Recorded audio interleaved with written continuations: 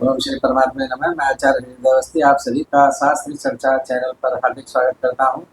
परम पूज्य गुरु जी प्रातः स्मरणीय पंडित भगवत शरण शोभी वेदमूर्ति तपोनिष्ठ गीता उपनिषद पुराण और धर्मशास्त्र के विशेषज्ञ व्याकरण विभाग के पूर्व विभागाध्यक्ष काशी हिंदू विश्वविद्यालय हम लोग को चरक संहिता के शारीर स्थान पर शास्त्रीय विवेचन बता रहे हैं और आज प्रथम अध्याय का 27वां श्लोक है, जिसको सरल शब्दों में शास्त्रीय विधि से गुरु जी समझाएंगे। तो चलते हैं।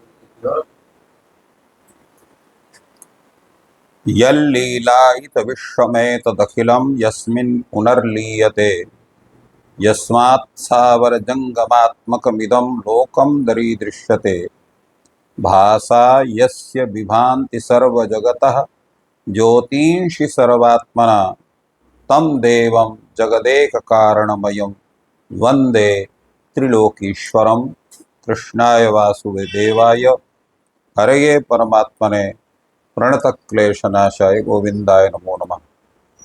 शास्त्र चर्चा इस चैनल से संबद्ध सभी विद्वद्गण, सभी जिज्ञासु छात्रवृंद, सहृदय सज्जन वृंद एवं इस चैनल के व्यवस्थापक आचार्य हरिहृदय अवस्थी जी, आप सभी का चरक संहिता के शारीर स्थान इस प्रकरण में स्वागत है। वर्तमान में हम लोग शरीर के जो धातु भेद से भेद बन रहे हैं उस पर हम लोग चर्चा कर रहे हैं और पूर्व में कर्मेंद्रिय और ज्ञानेंद्रियों के जो कर्म विशेष हैं उन पर चर्चा हुई और आज महाभूतों के विषय में चर्चा हो रही है।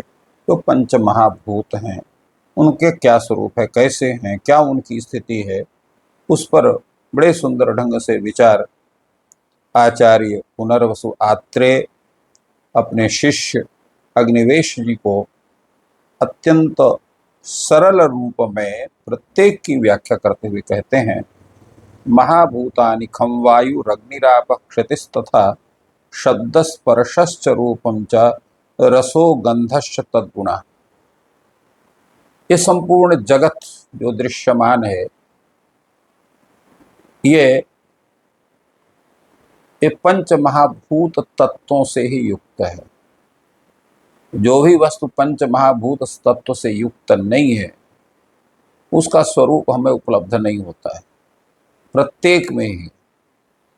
और ये पंच महाभूत जो है ये आकाश, वायु, अग्नि, जल और पृथ्वी है।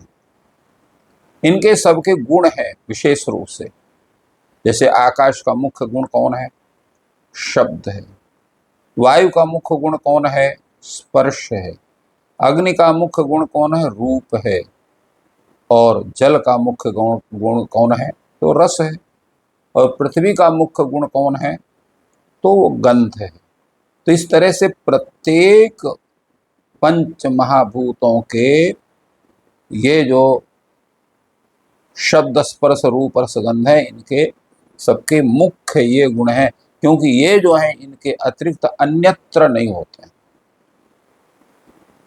तेषामेक गुणः पूर्वः गुण वृद्धि परे परे पूर्वः पूर्व गुणश्चैव क्रमशः गुणेषु स्मृतः। ये एक जो कथन है इस पर एक विचार करना जरूरी है। पहला विचार तो ये है कि जो ये क्रमशः पंच महाभूतों को बतलाया गया है, इनमें इंद्रियों के अर्थों के साथ भी इनकी चर्चा होनी चाहिए थी, जिसका उल्लेख इन्होंने नहीं किया। केवल पंच महाभूतों को उल्लेख कर दिया, फिर उनके मुख्य गुणों का उल्लेख कर दिया। अब ये जो पांच इनके स्वाभाविक गुण हैं, इनकी किस किस इंद्रिय के द्वारा ग्राह्य हैं, इसकी चर्चा भी इनको कहना है, परंतु इन्होंने वो चर्चा यहाँ नहीं की। अपितु अर्थों की प्रकृति द्वारा गृहीत जो पंच महाभूतों के गुण रूप से पराधीन होने के कारण जो अष्टधातु प्रकृतियों का वो ग्रहण किया है, उन पंच महाभूतों का यहाँ पर उल्लेख किया गया। वो अष्टधातु प्रकृति क्या है? मन, बुद्धि, अहंकार और ये पंच महाभूत। तो इन्हीं के नामों के गुणों की चर्चा अन्यत्र प्राप्त होती है। इसलिए यहाँ पर तेषाम एक गुण पूर्व गुण वृद्धि परे परे पूर्व पूर्व गुणश्चैव क्रमशः गुणेषु स्मृता, ये श्लोक की चर्चा करते हैं। ये करते हैं जो पंच महाभूत हैं, इन पंच महाभूतों में एक गुण वाला कौन है, जिसमें एक ही गुण है? तो कहा एक गुण वाला है केवल आकाश। उसमें आकाश में शब्द के अतिरिक्त और कोई दूसरा गुण नहीं होता है, केवल शब्द। शब्द गुणकम आकाशम, ऐसा बोला जाता है, अन्य शास्त्रों में भी लिखा हुआ है। क्योंकि शब्द ये जो है आकाश का जो गुण है वो केवल शब्द है, किंतु जो अन्य भूत हैं उनमें अन्य गुणों की भी स्थिति होती है। जैसे इसके बाद आकाश के बाद हम लोग वायु को तत्व को लेते हैं, तो वायु में मुख्य जो है वो स्पर्श गुण है, परंतु शब्द गुण भी उसमें रहेगा। इसलिए वायु के द्वारा भी शब्द जहाँ जहाँ वायु जाती है शब्द का होता है, परंतु मुख्य गुण उसका कौन है? स्पर्श। और शब्द भी गुण उसमें हो जाए, इसलिए दो गुण हो जाते हैं। तो एक तेषाम एका गुण पूर्व, यह पूर्व तस्य एक गुण, पूर्व कहा आकाश, तो आकाश का एक ही गुण है। और परे परे गुण वृद्धि, उसके बाद वालों में गुण की वृद्धि हो जाती है। जैसे हमने पूर्व में कहा कि वायु में जो है दो गुण हो जाएंगे, एक उसका मुख्य गुण स्पर्श और दूसरा शब्द से, दो गुण उसमें हो गए, एक एक गुण बढ़ता चला गया। इसी के बाद वायु के बाद हम आकाश में जाते हैं, तो रूप उसका मुख्य गुण है और स्पर्श और शब्द भी दोनों उसमें उपलब्ध होते हैं। क्योंकि जब अग्नि जलती है तो उसमें शब्द भी कुछ ना कुछ, कड़कड़ाहट इत्यादि का कुछ ना कुछ श्रवण हो दिखाई पड़ता है, और रूप उसमें रहता ही है। स्पर्श करेंगे तो जल जाएंगे, तो इसलिए उसमें तीनों ये गुण प्राप्त हो जाते हैं। अब आइए हम लोग रस में चलते हैं, तो रस में जा देखते हैं तो रस का उसका रूप भी है, दिखाई भी पड़ता है। मुख्य उसका जो है वो जो है जल का उसका मुख्य गुण कौन है? रस है। परंतु उसके साथ साथ उसमें रूप भी है, क्योंकि हम जल का जो है दर्शन उसको आंखों से देख सकते हैं। उसमें शब्द भी है, क्योंकि उसका कलकल आदि ध्वनि उसकी सुनाई पड़ती है, इसलिए शब्द भी उसके साथ कहीं ना कहीं है। और उसका हम स्पर्श भी कर सकते हैं, तो शब्द भी हो गया, स्पर्श भी हो गया, रूप भी हो गया, तो ये और जो है उसका रस है ही है। तो चार गुण हमें प्राप्त हो जाते हैं जल तत्व में। इसी तरह से है पृथ्वी तत्व है। पृथ्वी तत्व में शब्द भी है, स्पर्श भी है, रूप भी है, रस भी है, और पांचवा जो उसका मुख्य गुण गंध वो भी। तो इस तरह से ये पांचों गुण हमें प्राप्त होते हैं। इसलिए कहा इन्होंने कि शब्द स्पर्श रूपम च रसो गंधस्तद्गुणः, ये जो गुण है पूर्वम पूर्व गुणश्चैव क्रमशः गुणेषु स्मृतः, ये क्रमशः सभी में बढ़ते रहते हैं, प्रत्येक भूतों में। जैसे पहले भूत में एक गुण, फिर एक गुण बढ़ता जाएगा, और जो लास्ट जो सबसे अंतिम महाभूत है वो है पृथ्वी, उसमें पांचों गुण हमें प्राप्त होते हैं। इसको अन्य आचार्य भी इसका बड़ा सुंदर वर्णन करते हैं। वो कहते हैं इस शास्त्र में पंच महाभूत शरीर समवाय पुरुष कहा गया है, अर्थात पंच महाभूत का समुदाय को लेकर के, और उसमें जो शरीर है वही पुरुष इसको कहा गया। तो समवाय का तात्पर्य हुआ कि जिसमें समवाय संबंध से चेतना तत्व विद्यमान है। पंच महाभूत विशिष्ट जो चेतना वह पुरुष शब्द से कहा गया। अन्यत्र जो आकाशाद वायु रग्ने आकाशाद वायु वायु रग्नि रग्निरापः अद्भ्या पृथ्वी, ऐसा उल्लेख हमें प्राप्त होता है जो है जो हमारे उपनिषद हैं। आकाश से वायु की उत्पत्ति होती है, वायु से अग्नि की उत्पत्ति होती है, अग्नि से जल की उत्पत्ति होती है, जल से पृथ्वी तत्व की उत्पत्ति होती है। ये सांख्य शास्त्र में भी इसको बताया गया है। पंचभ्या पंचभूतानि, पंच तन्मात्राओं से ये पांच उत्पन्न होते हैं, ऐसा कहा गया है।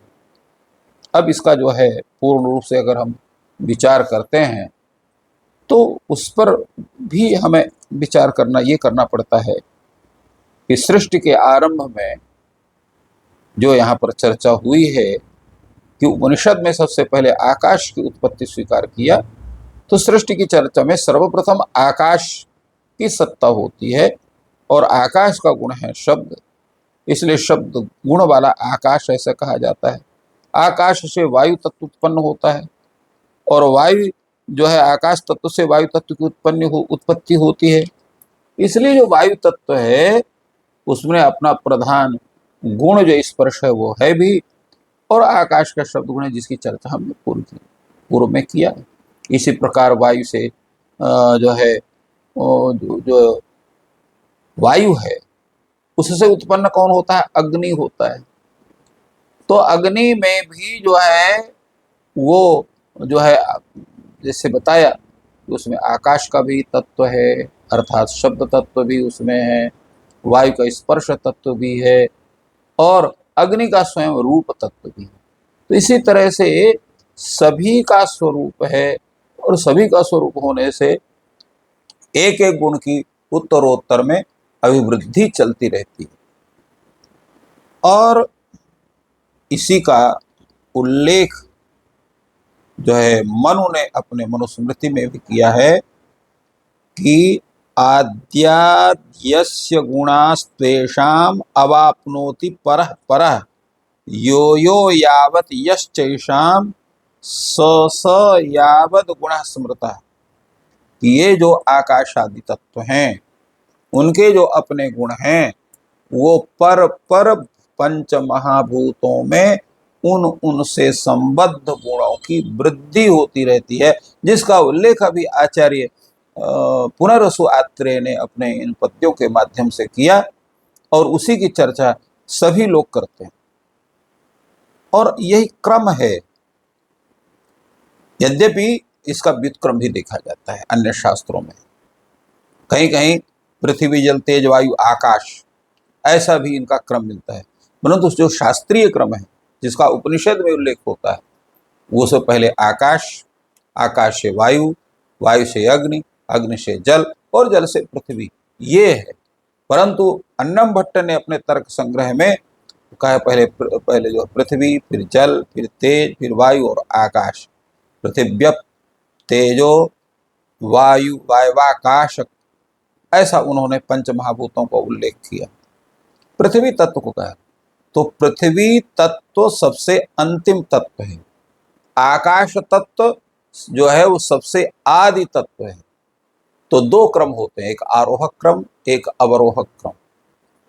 तो अवरोहक क्रम हो गया आकाशात् संभूता आकाशात् वायु, वायुरग्नि, रग्निरापः, अद्भ्यः पृथ्वी।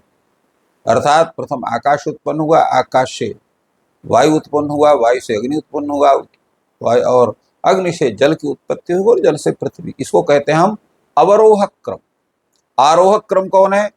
तो अवरोहक कि जो है सबसे अंतिम में पृथ्वी है, उसके पूर्व में जो है वो तेज है, जल है, और उसके बाद जो है तेज है, उसके पूर्व में वायु और वायु के पूर्व में आकाश है। तो ये क्रम है आरोहक क्रम। तो दोनों का उल्लेख शास्त्रों में प्राप्त होता है, जिसका यहाँ विचार पूरा होता है। और इसके अतिरिक्त फिर हम लोग प्रत्येक इन जो हमारे पंच महाभूत हैं इनके स्वरूपों की हम चर्चा करेंगे। और आज जो चर्चा हुई है ये पंच महाभूतों के मुख्य तत्व जो हैं, तो किस किस पंच महाभूत में कितने कितने गुण उपलब्ध होते हैं उनकी चर्चा की गई। तो इस प्रकार गुरु जी ने पंच महाभूत की निर्मिति कैसे होती है, आकाश से वायु, वायु से अग्नि, अग्नि से जल, जल से पृथ्वी, और उसमें जो गुण है या तन्मात्राएं वो एक एक तन्मात्रा बढ़ती चली जाती है। और इस प्रकार से बहुत ही सुंदर विषय